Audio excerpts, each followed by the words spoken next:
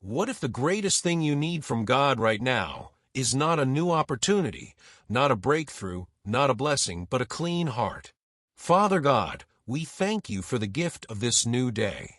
Thank you for life, breath, and the mercy that met us when we woke up this morning. As your word goes forth, we ask that you open our hearts, soften our spirits, and clear our minds so we may receive what you desire to speak. Let every listener hear you clearly. In Jesus' name, amen. Create in me a clean heart, O God, and renew a right spirit within me. Psalm 51 verse 10. These words were not written by a man who had it all together. They were written by David, a king, a worshiper, a warrior, and yet a man who had fallen deeply into sin. David did not ask God for a crown, a kingdom, or victory in battle. He asked for something far more personal and far more urgent, a clean heart. A clean heart is not about perfection. It is about alignment. It is about having an inner life that is not polluted by guilt, pride, bitterness, secret sin, or spiritual compromise. Just as clean water is necessary for the body to survive, a clean heart is necessary for the soul to thrive. When the heart becomes polluted, even good things lose their taste. Worship feels heavy. Prayer feels dry. Joy feels distant.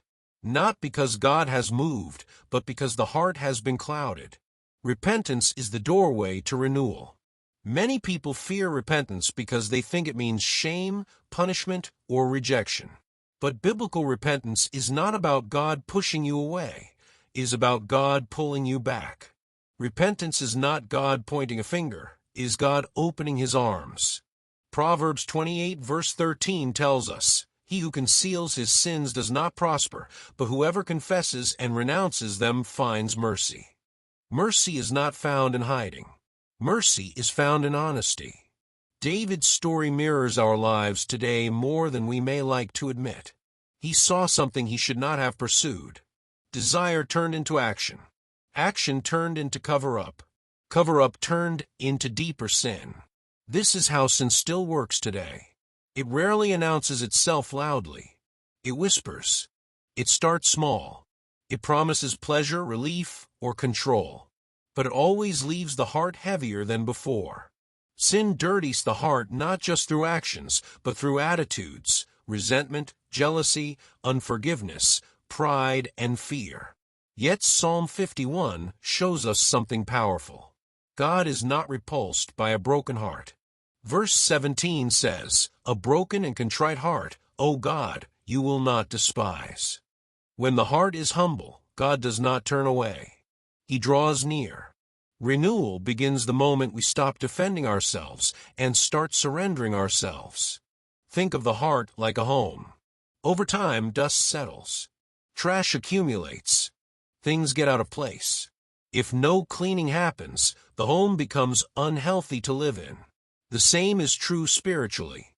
Daily life exposes us to offense, temptation, disappointment, and pressure.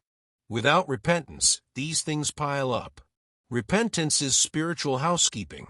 It is inviting God into every room, even the ones we keep locked.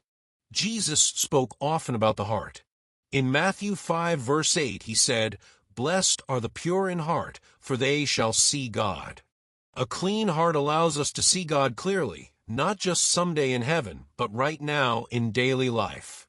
When the heart is clean, discernment sharpens. Peace increases. Love flows more freely.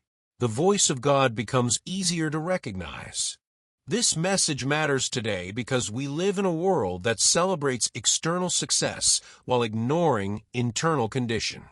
Social media teaches us to polish appearances while hiding pain. Culture teaches us to excuse sin instead of confronting it.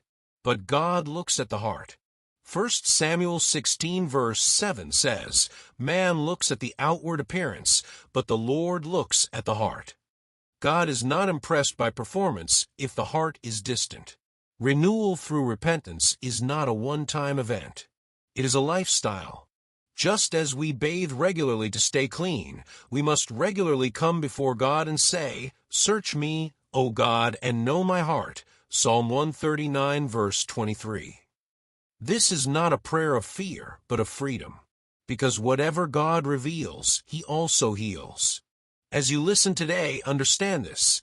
A clean heart is not about your past failures. It is about your present surrender. God is not asking you to fix yourself before coming to Him. He is asking you to come so He can cleanse you. 1 John 1 verse 9 promises, if we confess our sins, He is faithful and just to forgive us our sins and to cleanse us from all unrighteousness. Notice the word cleanse. God does not just forgive, He restores. Let this truth settle into your spirit. You are not too broken to be renewed. You are not too stained to be cleansed. You are not too far gone to be restored. The same God who cleaned David's heart is ready to renew yours today. And as we continue, allow the Holy Spirit to gently reveal areas that need surrender, not to condemn you, but to free you. Because where repentance flows, renewal always follows. A clean heart changes how we live, how we love, and how we respond to the world around us. When God renews the heart, He does not just remove sin, He restores sensitivity. A renewed heart feels again. It convicts quickly. It forgives freely. It listens closely to God's voice. Ezekiel 36 verse 26 declares, I will give you a new heart and put a new spirit within you. I will remove from you your heart of stone and give you a heart of flesh. A stone heart is hard, numb, and resistant. A flesh heart is tender, responsive, and alive. Repentance softens what life has hardened. Many people today are not rebellious. They are exhausted. They are carrying unconfessed guilt, unresolved pain, and silent shame. These things weigh on the heart like heavy chains. David felt this weight. In Psalm 32 verses 3 to 4, he said that when he kept silent about his sin, his strength dried up like water in the heat of summer. Silence drains the soul. Confession restores strength. Look at Peter's story. He loved Jesus deeply, yet denied Him publicly. After the resurrection, Jesus did not shame Peter. He restored him. 3 times Jesus asked, Do you love me? John 21. This was not to remind Peter of failure, but to renew his calling. God does not define you by your worst moment. He defines you by His mercy. In real life today, repentance may look like admitting you have been holding bitterness. It may mean acknowledging secret habits, pride, or compromise. It may mean asking forgiveness from someone you hurt. These steps feel uncomfortable, but they bring freedom. Clean hearts are lighter hearts. Jesus warned the Pharisees about cleaning the outside while ignoring the inside. In Matthew 23 verse 26 He said, First clean the inside of the cup and dish, and then the outside also will be clean. God cares more about who you are becoming than how you appear. When the heart is clean, behavior naturally follows. A clean heart also restores intimacy with God. Sin dulls spiritual hunger. Repentance awakens it. Just like rain refreshes dry ground, repentance refreshes the soul. Isaiah 1 verse 18 says, Though your sins are like scarlet, they shall be as white as snow. This is not poetic exaggeration, it is spiritual reality. Think of repentance like resetting a compass. Life's pressures can knock us off course. Repentance realigns us with true north, God's will. Without it, we drift. With it, we walk steadily again. Application begins with honesty. Ask yourself, is there anything I have been justifying that God is asking me to surrender? Is there a wound I have allowed to turn into bitterness? Is there a habit that has slowly hardened my heart? These questions are not meant to accuse you, but to invite healing. A clean heart produces clean fruit. Galatians 5 verses 22 to 23 describes love, joy, peace, patience, kindness, goodness, faithfulness, gentleness, and self-control. These are not forced behaviors, they are natural outcomes of a renewed heart. God desires to renew you today, not tomorrow. 2 Corinthians 7 verse 10 says godly sorrow leads to repentance that brings salvation and leaves no regret. There is no regret in returning to God, only relief. As we move toward prayer, understand that repentance is not weakness. It is courage. It takes strength to be honest before God. And God honors that strength with renewal, peace, and restored joy. Now let us come before God together in prayer, allowing everything we have heard to move from words into transformation. Father God, we come to you with humble hearts. We thank you for loving us enough to speak truth to us. Thank you for not turning away from us when we fall, but calling us back to you. Today we ask, as David did, create in us clean hearts, O God, and renew right spirits within us. We surrender areas where our hearts have grown heavy. We release hidden sin, secret struggles, and silent pain. We ask you to wash us with your mercy. Renew our minds. Restore our joy. Heal what has been broken within us. Lord, help us apply this word in practical ways. Teach us to examine our hearts daily. Give us courage to repent quickly when we fall. Help us forgive those who hurt us.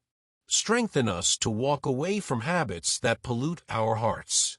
And guide us to pursue righteousness with consistency and humility. If there is anyone listening who has never fully surrendered their life to Jesus Christ, we invite them now. If that is you, pray this prayer. Lord Jesus, I come to you just as I am. I confess that I am a sinner in need of your grace. I believe you died for my sins and rose again. I repent of my sins and ask you to forgive me. Clean my heart. Make me new. I receive you as my Lord and Savior. From this day forward, I choose to follow you. Amen. If you prayed that prayer, know that heaven rejoices. We encourage you to find a Bible-believing church near you that teaches Jesus Christ as Lord. Community will help you grow and remain strong. Take time today to reflect. What is God asking you to surrender so He can renew your heart? Sit with that question. Let it guide your prayer time. Remember this lasting truth. A clean heart is not a destination. It is a daily invitation. And every day, God is faithful to renew those who come to Him in repentance. If this message blessed you, share it with someone who may need encouragement.